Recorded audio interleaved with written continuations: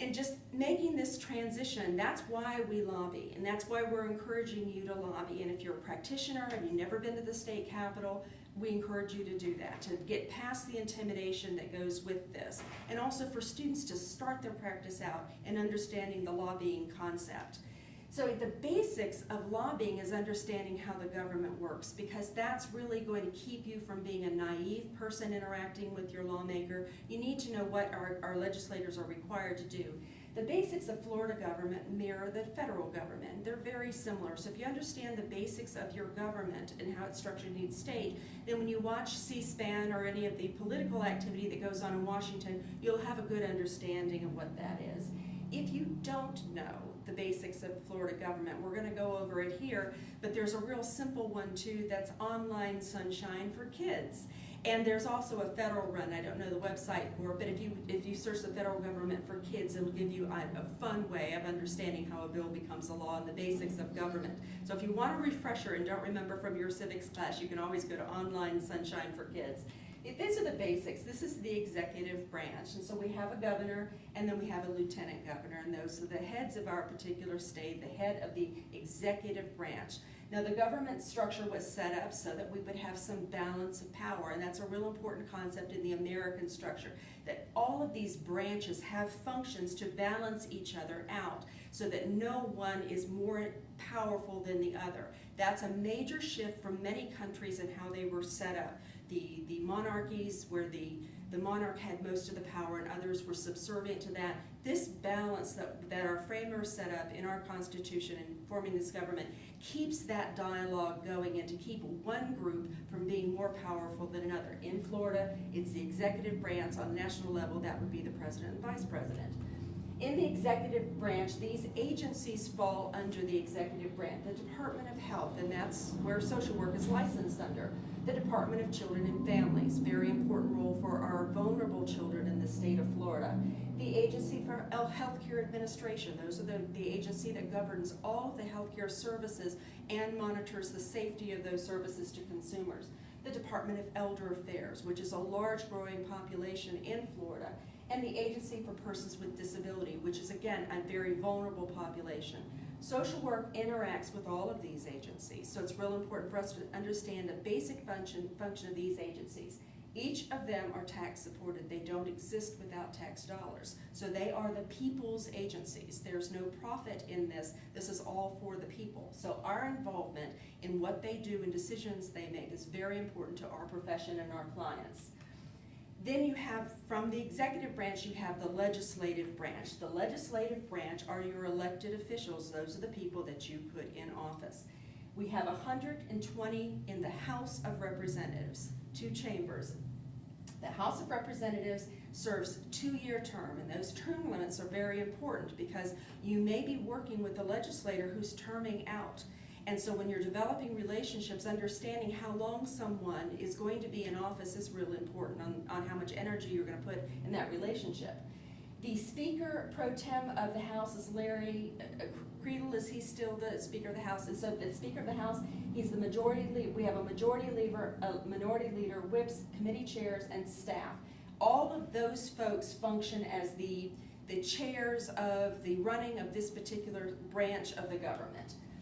We also, in the Senate, we have 120 House Representatives, 40 senators in Florida, and they have 4-year term limits. The Speaker of the Senate the President of the Senate is Jeff Atwater. There we have a majority leader, a minority leader, whips, committee chairs, and staff. So that's the function of the Senate. And then you have executive branch, legislative branch, and then judicial branch, and that's another branch of the government.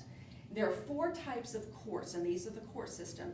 The judicial branch has a very specific role to play in government because it helps, again, defining whether or not our laws that we pass are constitutional and whether how they are implemented are constitutional. So they keep us in check to make sure that we're not going off on tangents in the policy-making process.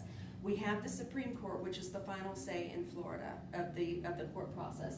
Then 5 district courts, and then 20 circuit courts, and then you have your county courts, 67 county courts that represent the court business. Depending on the law that's being heard, it will go up through the ranks of the courts until finally the Supreme Court, which has the final decision on in each state level. And they have an important role to play. Again, balancing out to make sure the executive branch isn't doing something, the legislative branch isn't doing something. That's all that balance of power that goes on. And within each state, there's government interaction. So we have federal government, and then we have state government, and we have local government. All of these governmental agencies are funded by tax dollars. The government has no money.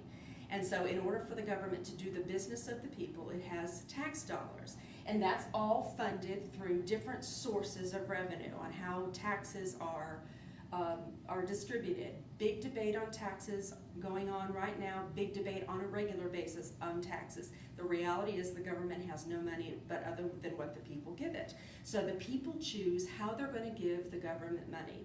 Then there's a representation of how that money is spent, and that's always where the debate goes on, and has been since the founding of our country. It's always been the case.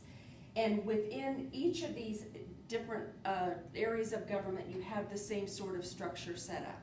So there's mirroring going on in every level of government.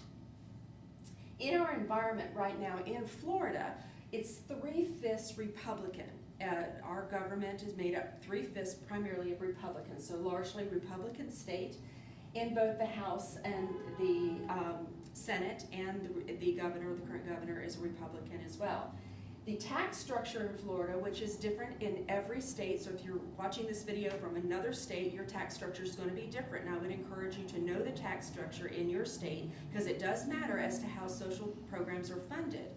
And each state then decides what's important. In Florida, we set up sales tax and property tax. So that's a big issue as far as revenue generating comes from primarily sales tax and property tax. If there's a dip or a change in the economy, that is largely affected, so the budget is greatly affected. By Constitution, the only thing that the Florida legislature has to do every session is pass a budget. The other things that go on are superfluous to that, but that must be done by Constitution before the session ends. So that's a major focus of every legislative session is the budget. Who gets what from the resources that we have? And we have this impact of term limits that have been imposed. Term limits keep someone from being in office over a certain length of time without running for office. 2 years for the House, 4 years for the Senate. So when someone is elected into office, they're automatically having to think about running for office again. Good and bad news from our perspective.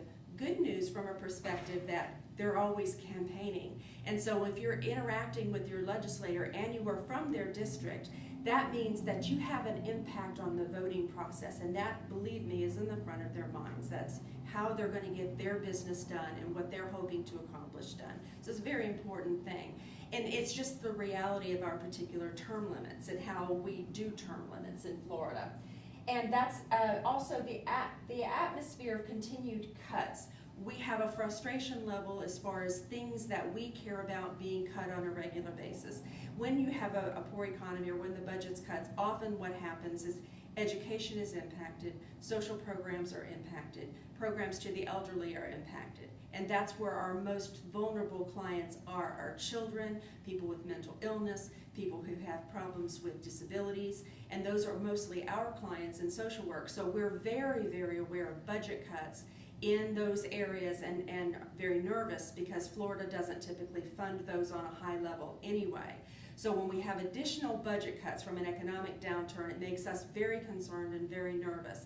At the same time, we have to understand there's only so much money, and our legislators have to then devise mechanisms or strategies to make sure there's an allocation of funding. So what we're going to try and do is watch that things aren't being cut from key areas and other things being funded that aren't fundamental to the vulnerable populations of Florida. Much of the leadership is not willing to consider revenue increases. Right now, with the economy the way it is, asking for more money is not realistic. And so when you go into the political climate